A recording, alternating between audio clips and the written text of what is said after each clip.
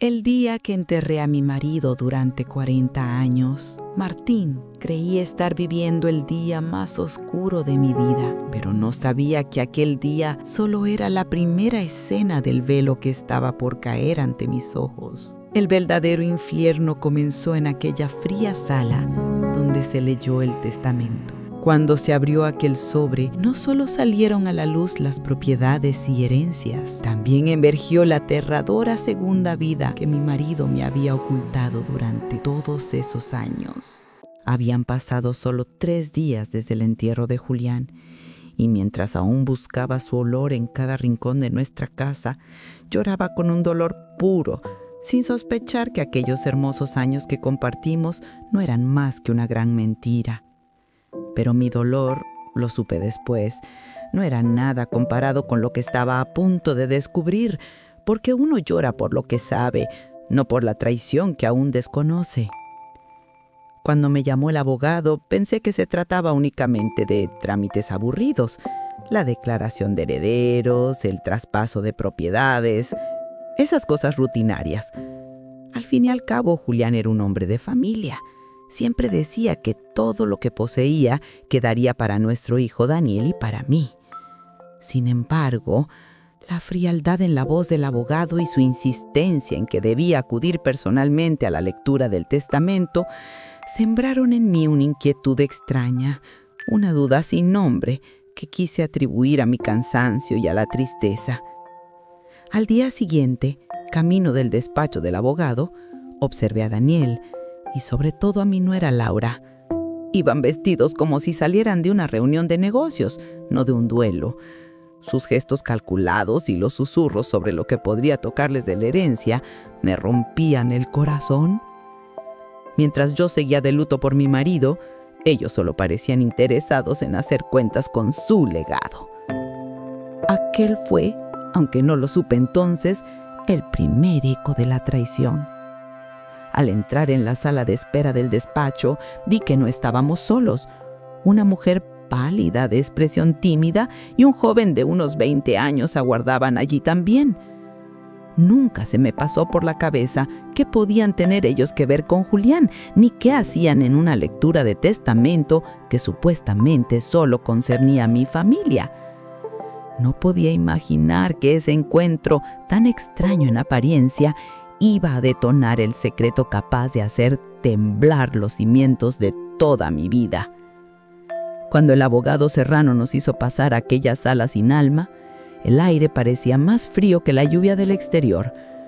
Nos sentamos alrededor de una gran mesa pulida y la presencia de aquellos 2 desconocidos justo frente a Daniel y Laura cargó mi corazón con un malestar profundo, distinto del dolor, una ansiedad que me devoraba por dentro.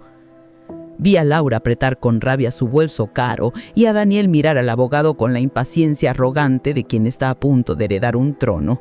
En sus ojos no había rastros ni de duelo ni de compasión por mi sufrimiento, solo la codicia por los números que saldrían de aquel sobresellado, los ceros que sumarían a su lujosa vida.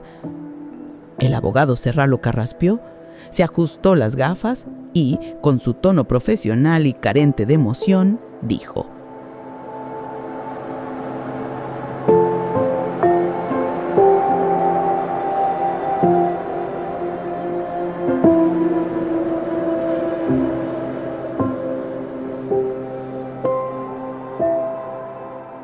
Doña Elena, don Daniel, antes de proceder, debo presentarles por expreso deseo del difunto a nuestros otros invitados, doña Carmen y su hijo Lucas. Cuando oí esos nombres, Carmen y Lucas, mi mente recorrió 40 años de recuerdos, familiares, socios, amigos. Nada, ninguno de esos nombres tenía un lugar en mi mundo. Jamás había oído hablar de ellos. Mientras Daniel murmuraba con fastidio: «Vamos, licenciado, terminemos pronto, aún tengo cosas que hacer en la empresa», y Laura miraba con desprecio a aquella mujer, mi ansiedad crecía. Y entonces el abogado tomó aquel sobre maldito, rompió el sello, y mientras el sonido del papel llenaba la habitación, pronunció: procedo a leer las últimas voluntades del señor Julián. En ese instante supe que el mundo que conocía estaba a punto de desaparecer para siempre. La voz del abogado Serrano, con su tono oficial y carente de emoción, empezó a resonar en la sala.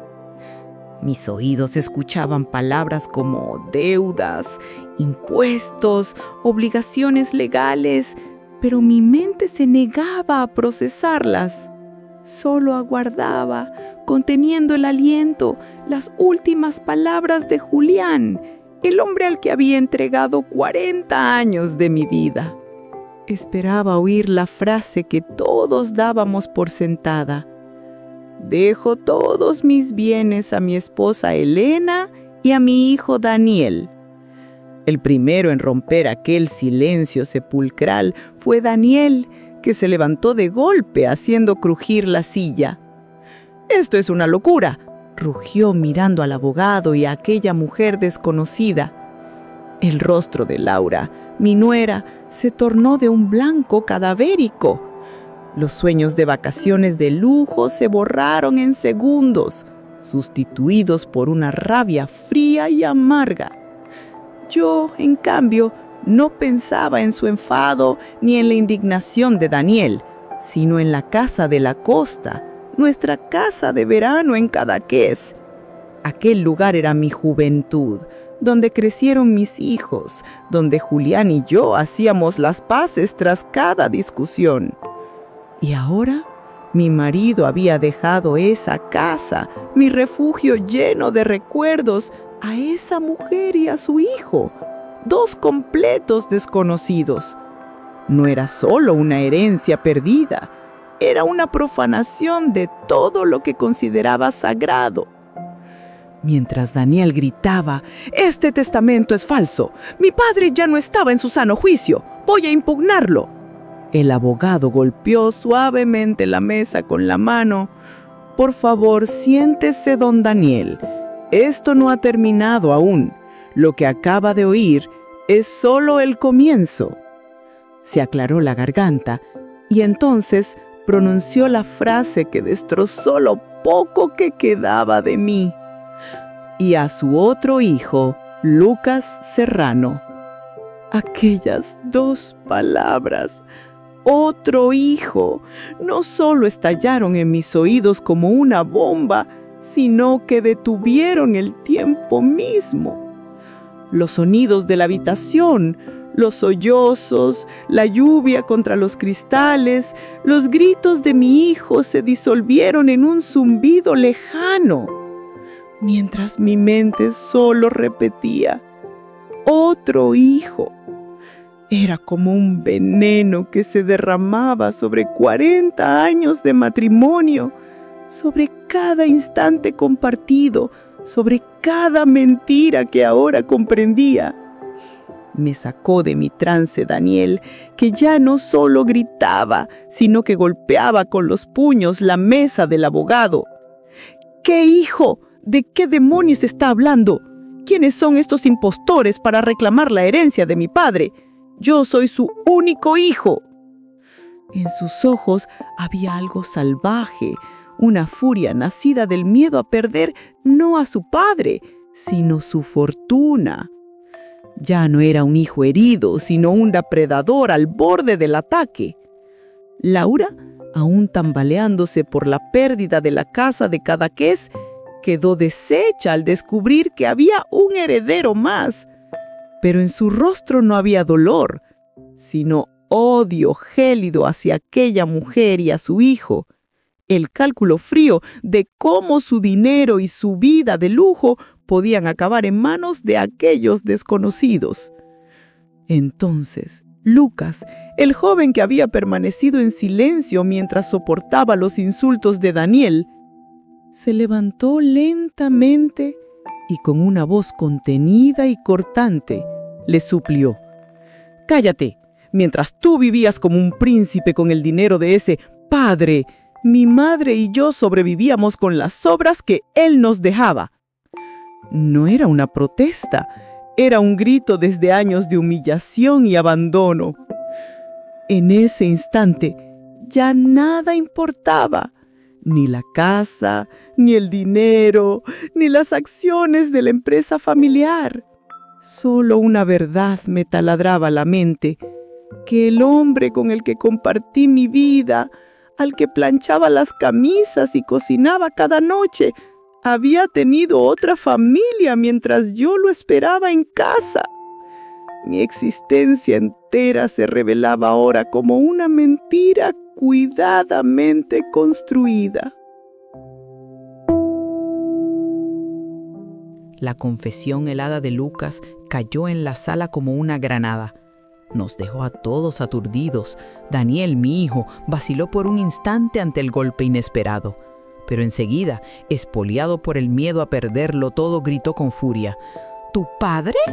¿Qué padre? Tú y tu madre no sois más que un par de estafadores que habéis engañado al mío.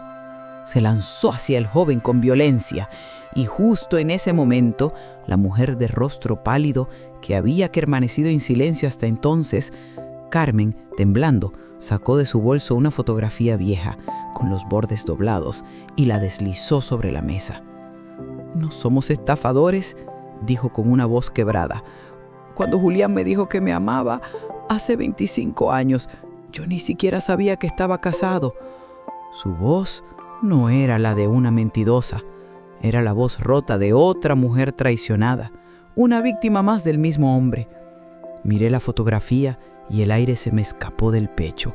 Era Julián, con su misma sonrisa, su mismo gesto, pero la mujer a su lado no era yo. Y el bebé que sostenía en brazos tenía la edad que Daniel tenía poco después de nacer. No se trataba de un desliz, sino de una vida paralela, una segunda familia. Era la prueba de que el hombre con el que había compartido 40 años me había robado no solo tiempo, sino también la verdad.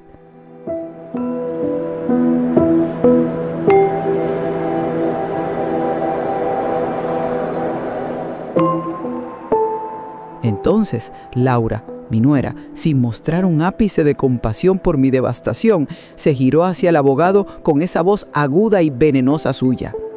«Esto no tiene nada que ver con nosotros. Las fotos pueden ser falsas. Abogado, vayamos a lo importante. ¿Qué pasa con las acciones de la empresa? Mi suegro cedió todo el control a su hijo, ¿verdad?» El abogado Serrano, visiblemente incómodo ante aquel caos, golpeó la mesa con la palma para imponer silencio. «Señora Laura, si se calma un momento. Precisamente estaba a punto de llegar a ese punto», dijo mientras se ajustaba las gafas y volvía al testamento. «El señor Julián deja la totalidad de sus acciones en la empresa JSA Inversiones». Se detuvo. Esa breve pausa me resultó eterna. Sentí que en ese parpadeo se derrumbaba el último pilar de mi vida. Mientras mi mente seguía ahogada por la revelación de la infidelidad, Daniel y Laura se inclinaban hacia adelante expectantes, con la codicia brillando en los ojos. Esperaban la coronación de su ambición, la herencia del imperio familiar. Entonces el abogado respiró hondo, como si también entendiera el peso de lo que iba a decir. El 51% de dichas acciones. Daniel sonrió dispuesto a celebrar su victoria cuando el abogado continuó: «A su esposa legal, doña Elena Martín».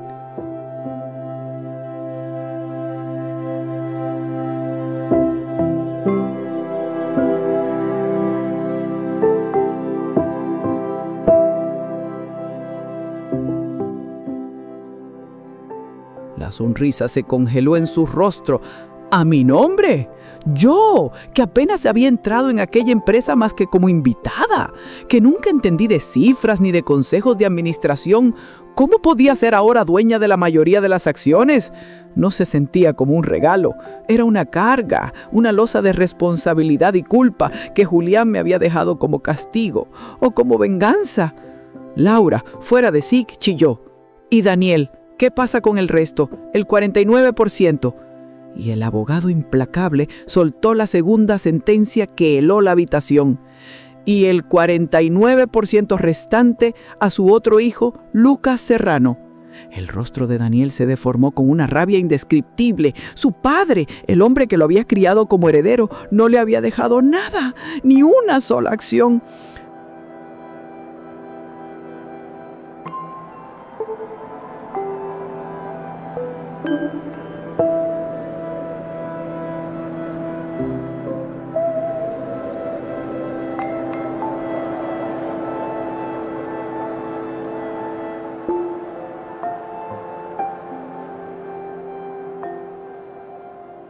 «No puede hacerme esto, no puede desheredarme, esto es una conspiración», gritaba Daniel mientras sus palabras rebotaban en las paredes. Laura, presa del pánico, vociferaba: «No puede ser, los coches, las casas, las cuentas, todo eso no puede ir a esos parásitos». Pero sus gritos no eran de dolor, sino de pérdida de poder, y en ese instante lo comprendí. Julián, aún desde la tumba, había movido las piezas de su último juego. Nos había dejado a todos enfrentados, destruidos, cumpliendo su plan final: reducir a cenizas la familia que él mismo había construido con mentiras.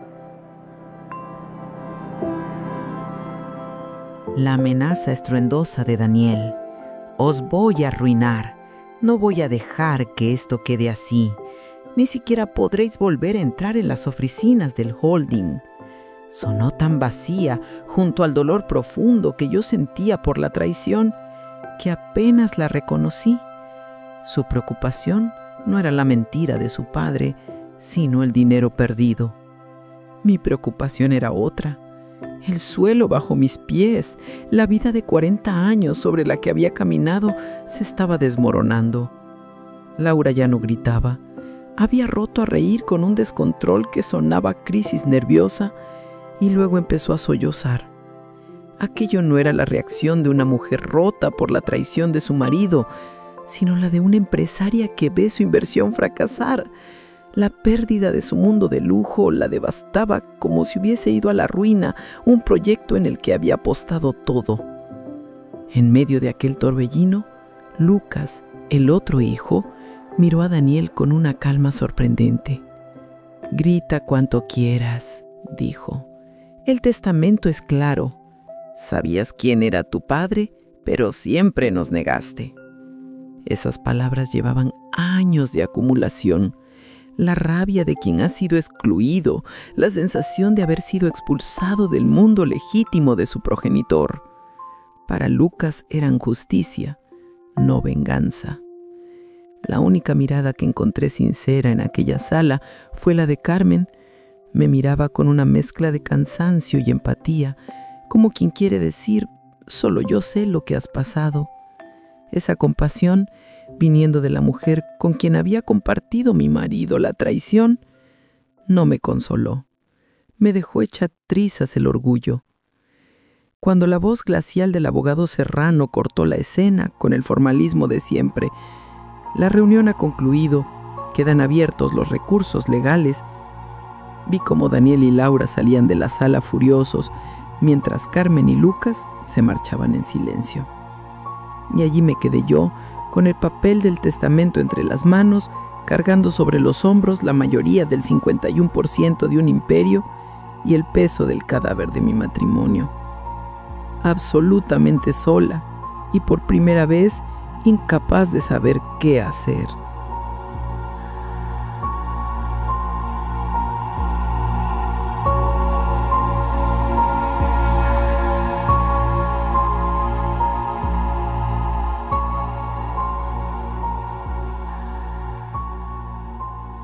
No recuerdo exactamente cómo salí de aquel despacho frío, ni cómo crucé los pasillos de mármol hasta mi coche. Mi mente estaba anestesiada, mi corazón tan pesado que me sentía ajena a mi propio cuerpo. Cada gota de lluvia en el parabrisas parecía el reflejo mudo de mis lágrimas venenosas que no podía mostrar. Al entrar por la puerta de la gran casa que amaba, la casa que con tanto cariño había decorado durante décadas, todo había cambiado. Mi refugio se había transformado en una tumba fría erigida por las mentiras de mi marido. Las fotos de familia en las paredes y aquellas sonrisas fingidas eran ahora la prueba implacable de mi propia credulidad y de la mentira que había vivido. En el despacho, la pluma cara y el cuaderno a medio escribir permanecían como si acabara de marcharse, pero comprendí con horror que esas noches interminables en las que Julián decía «Estoy en el holding, no me esperes», no eran reuniones de trabajo, eran horas que él había pasado en la casa de otra mujer, en otra vida, robándome tiempo y verdad.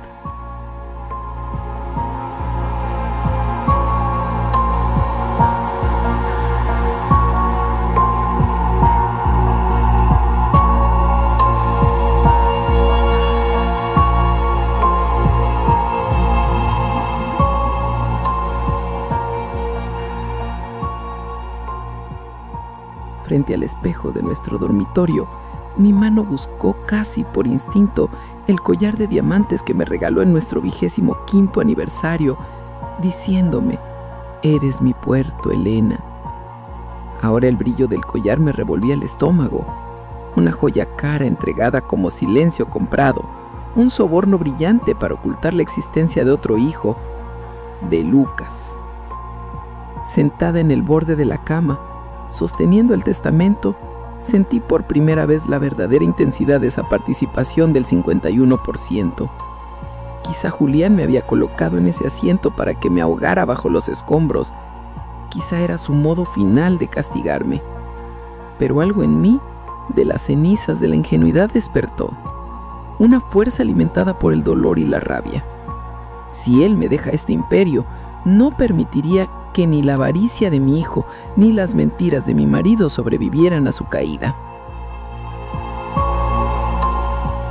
Sentada en el despacho, que había sido el epicentro de las mentiras de Julián, con el peso de la traición y de las acciones sobre mis hombros, permanecía inmóvil en la penumbra cuando la puerta principal se abrió de golpe.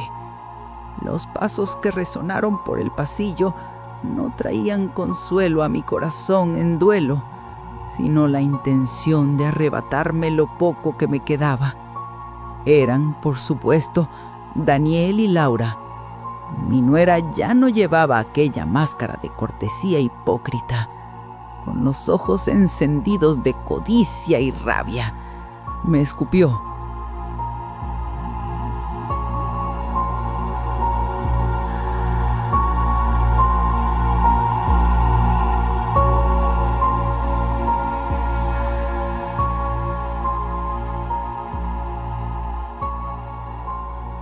Lo sabías todo, ¿verdad? Sabías que ese hombre tenía otra familia y callaste para quedarte con el holding. Vendiste a tu propio hijo. Ignoraba mi dolor, mi humillación. Necesitaba convertir su propia vileza en mi culpa.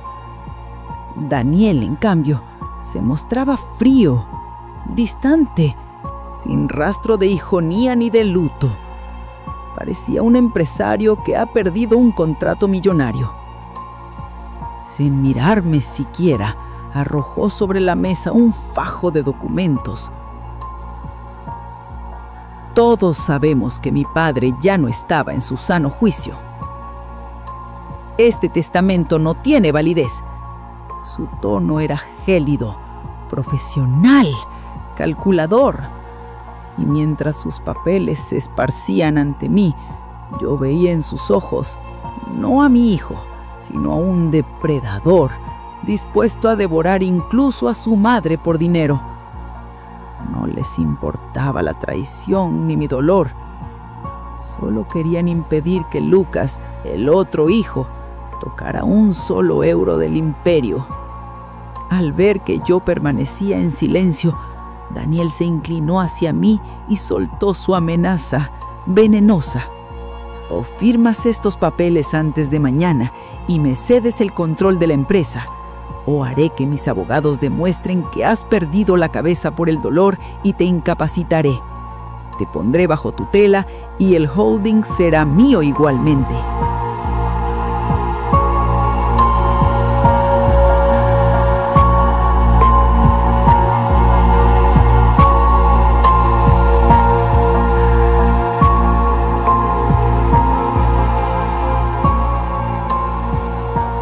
rayo no me atravesó el corazón, sino el orgullo.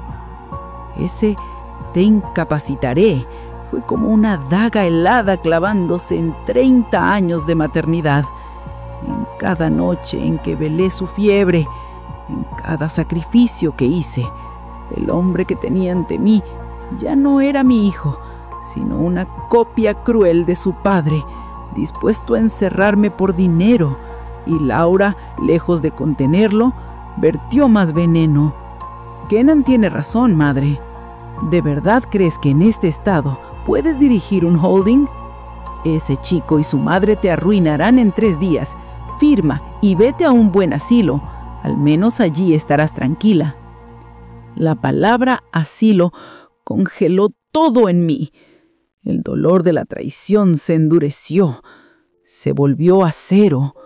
Ni la infidelidad de Julián había logrado destruirme, como lo hicieron mi hijo y su esposa, planeando enterrarme viva en una residencia. Me levanté, mi voz salió firme, inesperadamente poderosa, como si hablara la nueva dueña del imperio. ¿En qué momento os convertisteis en esto? ¿Cuándo llegasteis tan bajo como para amenazar con encerrar a vuestra madre, a la esposa que vuestro padre traicionó, por dinero?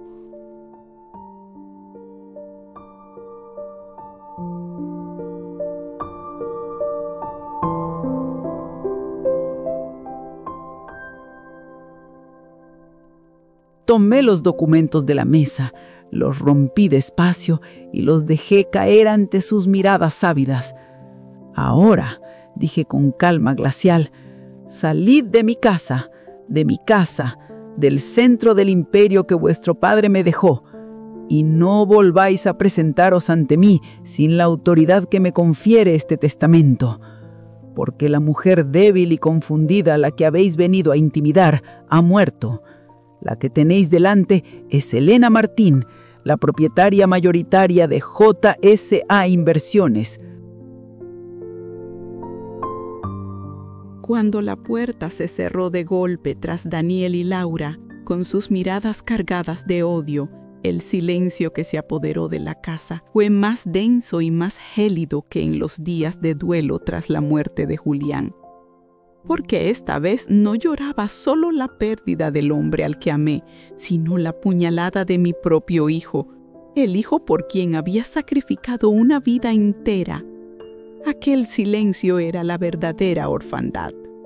Los pedazos rasgados de los documentos sobre la mesa no eran una victoria, sino la prueba dolorosa del peligro en el que me encontraba. Podía temer, sobre el papel, el 51% de JSA Inversiones, pero no tenía idea de cómo funcionaba ese imperio. Balances, accionistas, operaciones, eran un idioma que no hablaba. Las amenazas de Daniel me habían revelado hasta qué punto pensaba aprovecharse de mi ignorancia con crueldad. Y mi enemigo ya no era solo mi propio hijo, que planeaba incapacitarme. También estaba Lucas, ese joven que representaba la otra vida de mi marido, la prueba viviente de su engaño, y mi nuevo socio, mi obligado compañero de armas o mi peor enemigo. Julián, incluso muerto, seguía moviendo las piezas, obligándonos a convivir en el tablero de su venganza. Esa noche no dormí ni un segundo. Comprendí que ya no tenía el lujo de llorar ni de preguntar por qué. Si quería sobrevivir, si no quería que me encerraran en un psiquiátrico como una vieja loca, debía actuar de inmediato. Tenía que hablar con el abogado Serrano, la única persona capaz de mostrarme la verdad de aquel monstruo financiero y de ese legado maldito. Tenía que conocer todos los secretos que Julián había dejado tras de sí. Me senté en su despacho, en el sillón de cuero que aún conservaba su olor, y por primera vez sentí su frialdad. Entendí entonces que quizás él me había dejado esa herencia no como un regalo, sino como una trampa, un peso destinado a aplastarme. Pero se equivocó. Ni Laura ni Daniel se quedarían con el imperio de mi marido. Si era necesario, me aliaría incluso con Lucas. Demostraría que la loca de la familia era ahora la única dueña real del trono. Recibí el amanecer sentada en aquel sillón, mientras los primeros rayos de sol teñían la habitación. Ya no lloraba. Dentro de mí crecía algo más poderoso que el dolor, una rabia fría y controlada. Comprendí que el tiempo del luto había terminado, la guerra había comenzado, y yo estaba sola en el centro de ella, una mujer traicionada y al mismo tiempo la heredera de un imperio asediado.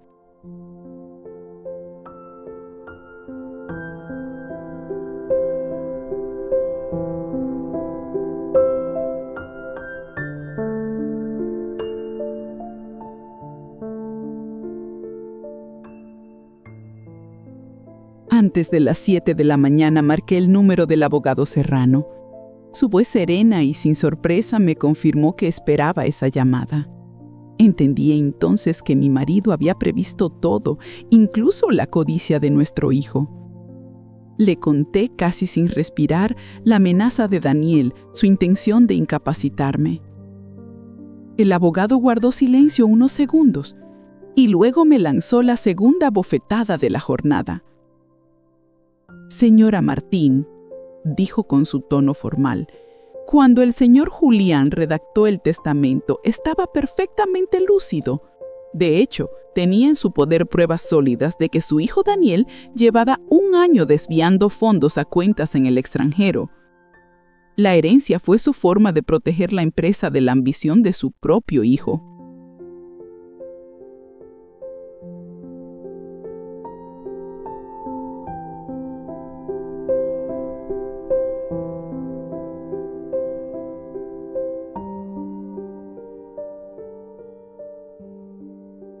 Aquellas palabras me dejaron sin aire.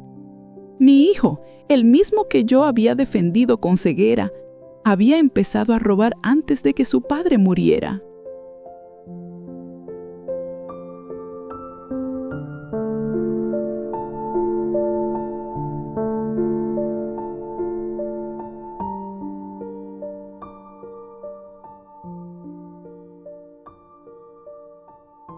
Aquellas vacaciones, aquellos coches, ese lujo que yo creía fruto del éxito, eran en realidad dinero robado a su propio padre.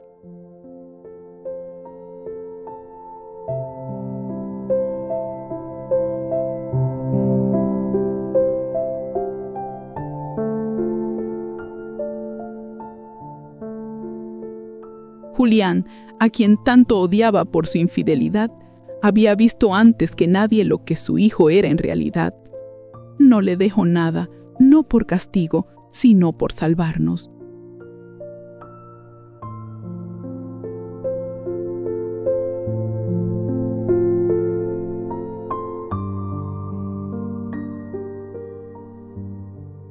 Y entonces supe exactamente qué debía hacer. Por primera vez en mi vida di una orden.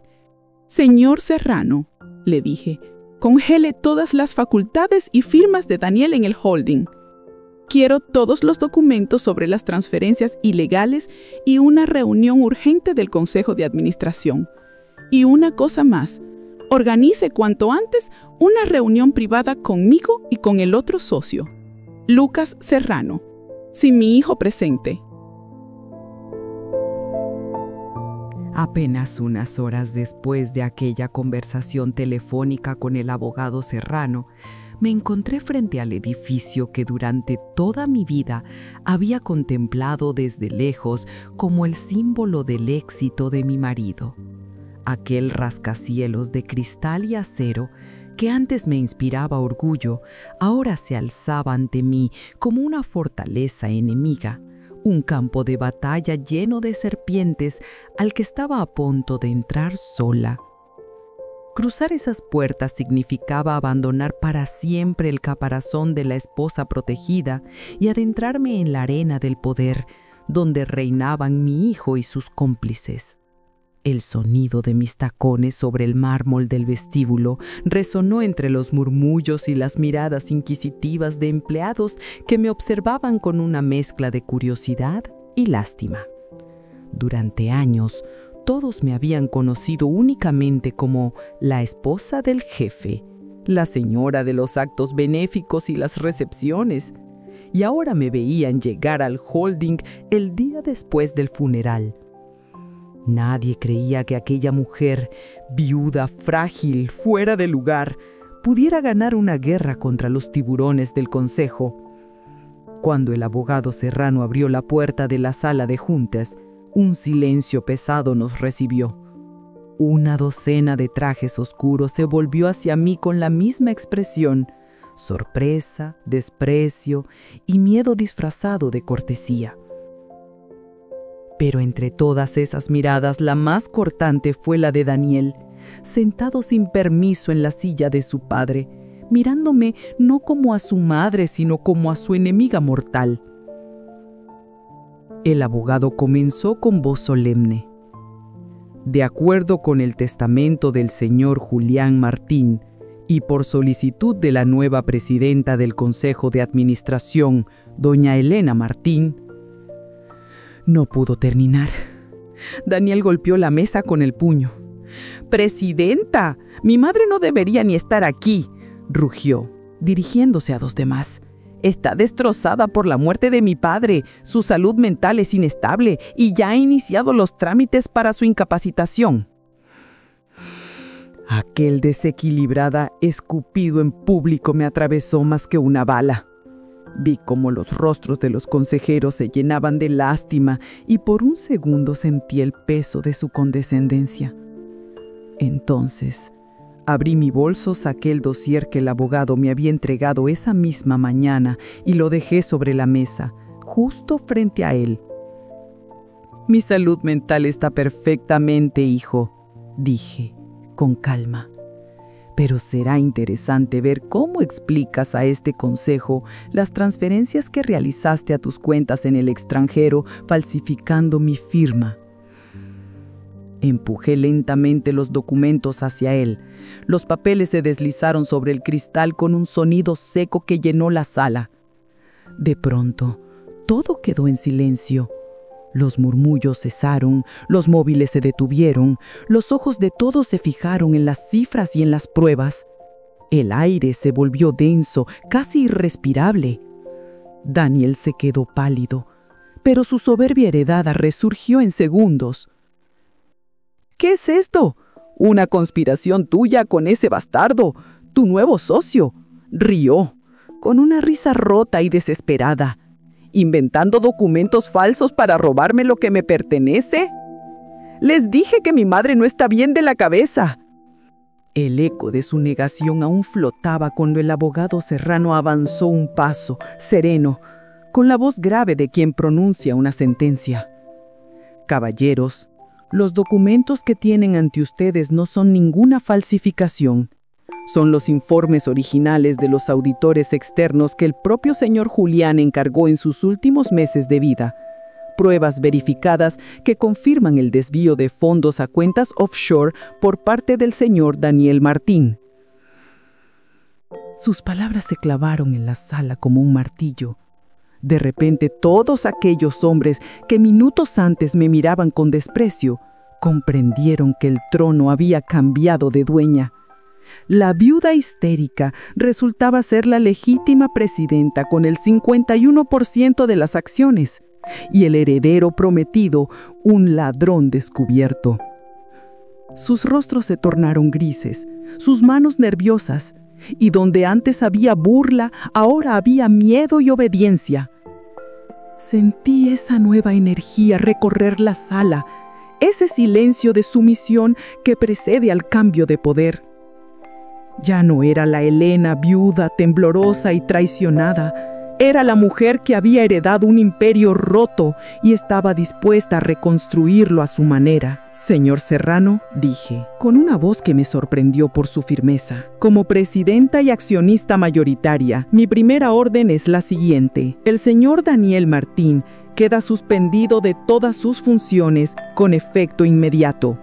Anulen su tarjeta de acceso y sus firmas autorizadas, y escóltenlo fuera de este edificio ahora mismo». La sala quedó muda. Ni una respiración, ni un murmullo, solo la certeza de que el poder había cambiado de manos. En el instante en que la palabra seguridad resonó en aquella sala, la arrogancia del rostro de Daniel se congeló. Por un segundo, dejó de ser el hombre furioso que gritaba órdenes y se convirtió en un niño herido, incapaz de comprender que su madre pudiera realmente hacerle aquello. Pero esa sombra de vulnerabilidad se desvaneció enseguida. En sus ojos enrojecidos y desorbitados prendió una furia pura, animal. «No puedes hacerme esto», rugió, levantándose de golpe y derribando la silla. Vi cómo los directivos retrocedían asustados. «Soy tu hijo, tu propio hijo. ¿Vas a venderme por ese bastardo y su madre? Papá debe de revolverse en su tumba. Te arrepentirás, vieja loca. Seré yo quien te encierre en ese manicomio». Los guardias se acercaron para sujetarlo, pero Daniel se debatía como una bestia. Y cuando por fin lo arrastraron hacia la puerta, me lanzó una última mirada, cargada de odio. ¡Te odio! Aquella mirada fue un cuchillo que se hundió más hondo que la traición de Julián o que cualquier secreto revelado en la lectura del testamento. En ese momento comprendí que no acababa de expulsar a un ladrón, sino de perder a mi hijo, y que aquella victoria, por muy necesaria que fuese, era la más amarga de mi vida. Cuando su voz dejó de oírse por el pasillo y la puerta se cerró tras él, la sala quedó sumida en un silencio espeso. Pude notar cómo los mismos hombres que hacía un minuto lo apoyaban, ahora se replegaban hacia mí, mirándome con respeto fingido, con ese miedo servil que en el mundo de los negocios se confunde con lealtad. Su repentina obediencia me repugnaba, pero sabía que por ahora necesitaba ese miedo para sobrevivir.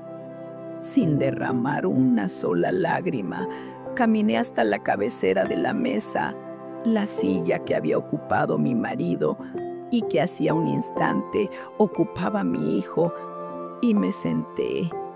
Los miré a todos, uno a uno, y hablé con una calma glacial. «Señores, ya hemos resuelto el primer problema. Pasemos al segundo punto del día, la auditoría total del holding y mi reunión con el nuevo socio, el señor Lucas Serrano, propietario del 49% de las acciones». Después de ordenar que expulsaran a mi hijo de aquel edificio, regresé sola al despacho de Julián. No me sentía triunfante. Sentí el vacío devastador de una madre que acaba de arrojar a su hijo al fuego.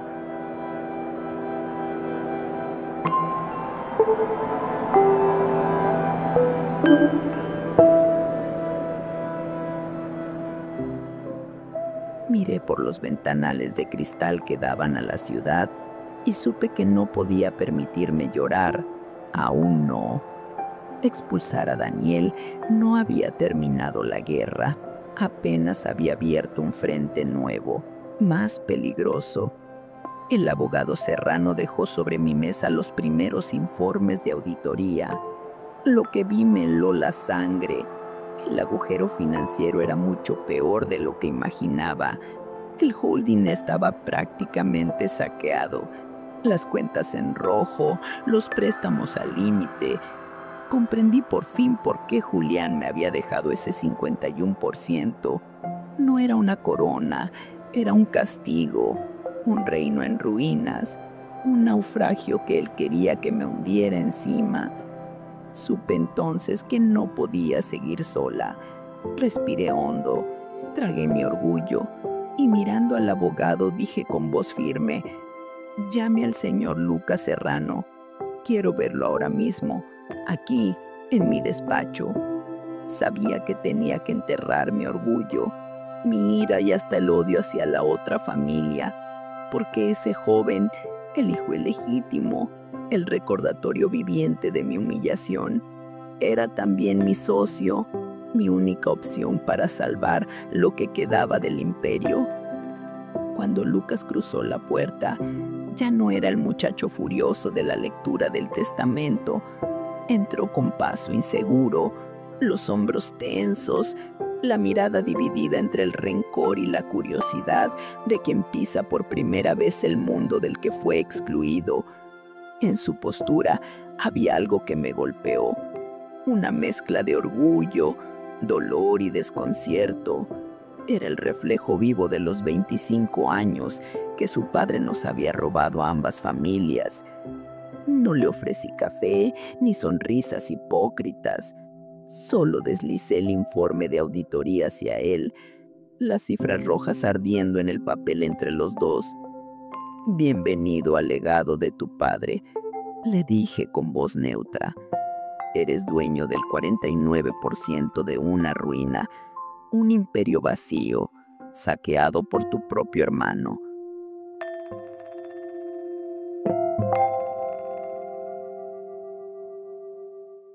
Lo miré a los ojos. «Así que decide, Lucas. ¿Te unirás a mí para limpiar este desastre o seguirás el camino de Daniel y terminarás robando lo poco que queda?» Cuando dejé aquel informe lleno de números rojos sobre la mesa, observé cómo el rostro de Lucas se transformaba en cuestión de segundos. Había venido esperando las llaves de un imperio, el legado de un padre al que nunca tuvo, el acceso tardío a un mundo de lujo que siempre le fue negado. Pero lo que encontró frente a él no era un trono, sino un campo de ruinas, un edificio que se desmoronaba entre deudas, mentiras y cuentas vacías. Miró los papeles, dejó escapar una risa amarga y murmuró: «No me lo puedo creer. Ese hombre, ese al que llamé padre, nos dio las obras toda la vida. Y ahora, muerto, me deja esto, no una herencia, sino la basura de su hijo mimado, un pozo lleno de deudas». Su voz temblaba de rabia contenida y en ella reconocía algo que no esperaba: dolor real, no el de un enemigo, sino de otro engañado, otro peón en la partida enferma que Julián había jugado con todos nosotros. Aún así, no podía permitir que la compasión me debilitara. Mi tono fue cortante, preciso, helado. «No te he llamado para escuchar tu drama, Lucas. O limpiamos este desastre juntos, o Kenan se reirá de nosotros desde fuera cuando el edificio se venga abajo». Al oír el nombre de Daniel, algo cambió en su mirada. Desapareció la herida del hijo abandonado y apareció la chispa del cazador. Comprendió que esto ya no iba solo de dinero, sino de venganza. Era su oportunidad de arrebatarle a su hermano legítimo lo único que le quedaba: el poder.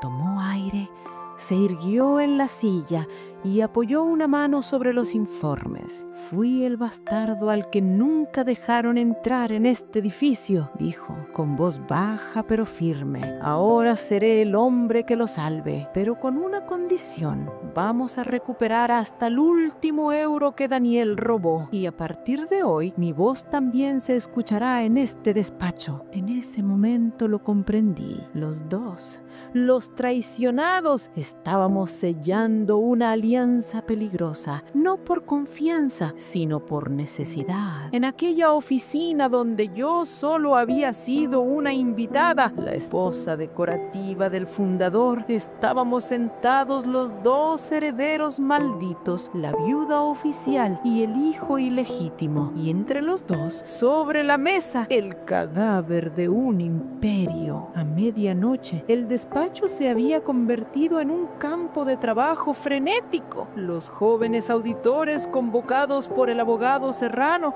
revolvían montañas de carpetas y ordenadores, proyectando gráficos en pantallas donde las cifras descendían en rojo como sangre fresca. Aprendí con espanto lo que significaban palabras que hasta entonces eran ajenas a mi mundo. Offshore, sociedades pantalla, blanqueo de capitales. Cada línea de aquellos informes era una grieta en mi vida anterior, una prueba más de que mi hogar, mi matrimonio y mi estabilidad se habían sostenido sobre el dinero sucio de los hombres que me rodeaban. Lucas, en cambio, se movía entre los números con la agilidad de quien entiende su idioma. No veía balances, veía armas.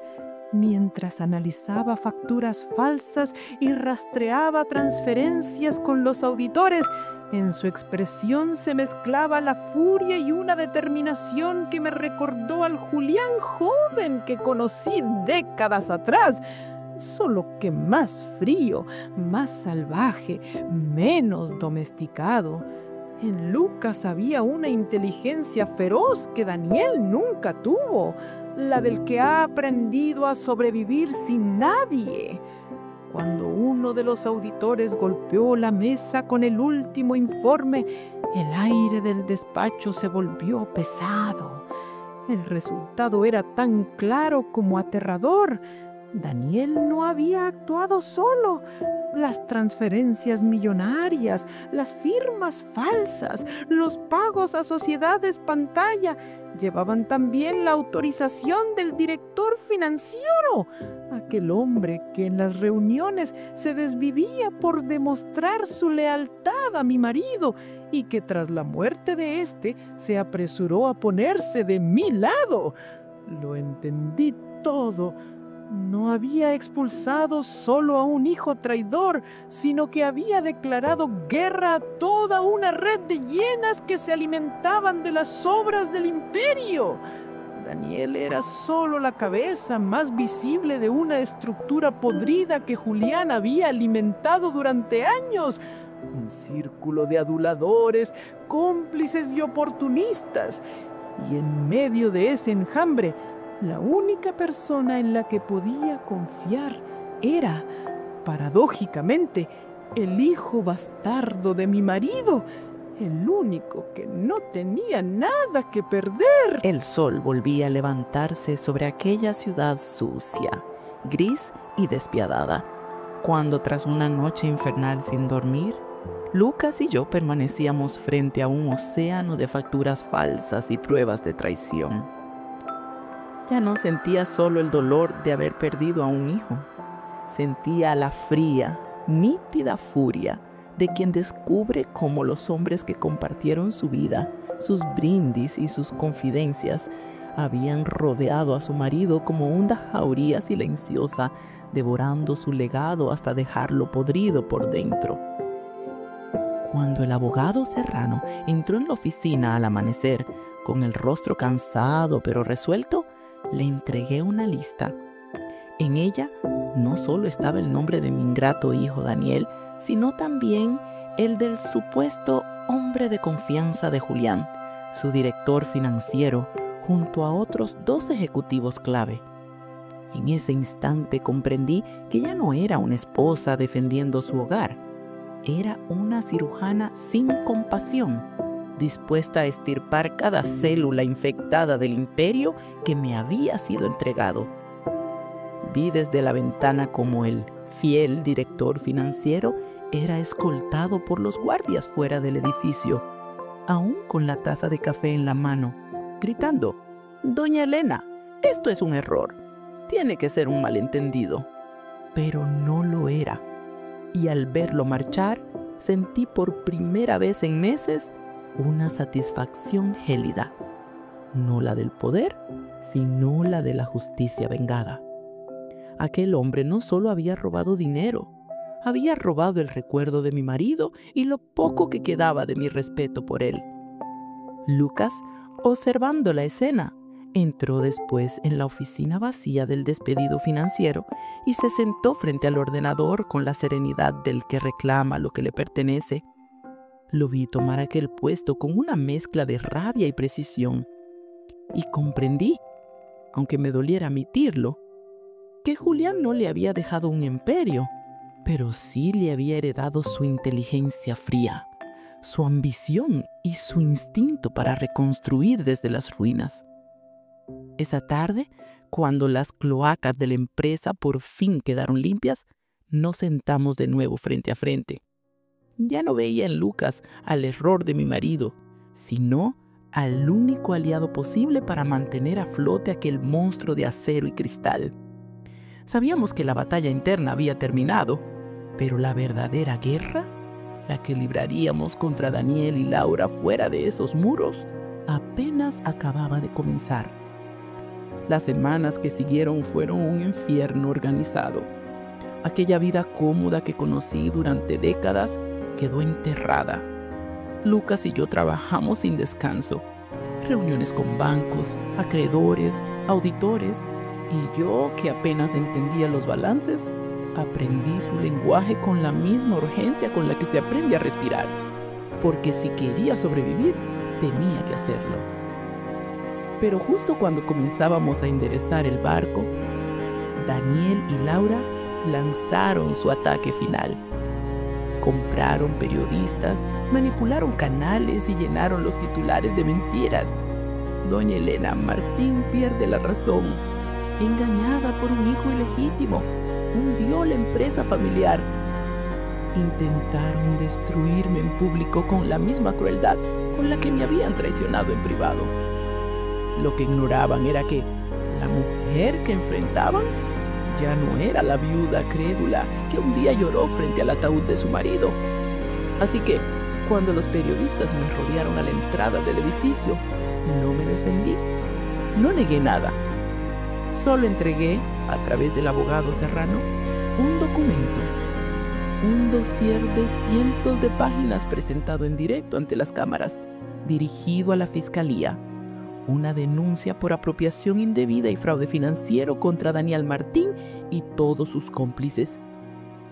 La denuncia cayó como una bomba. En cuestión de horas, los titulares cambiaron. Las acusaciones de locura se derrumbaron frente a los hechos y el hijo que había intentado robarme todo fue detenido entre flashes, escoltado por la policía desde su villa de lujo.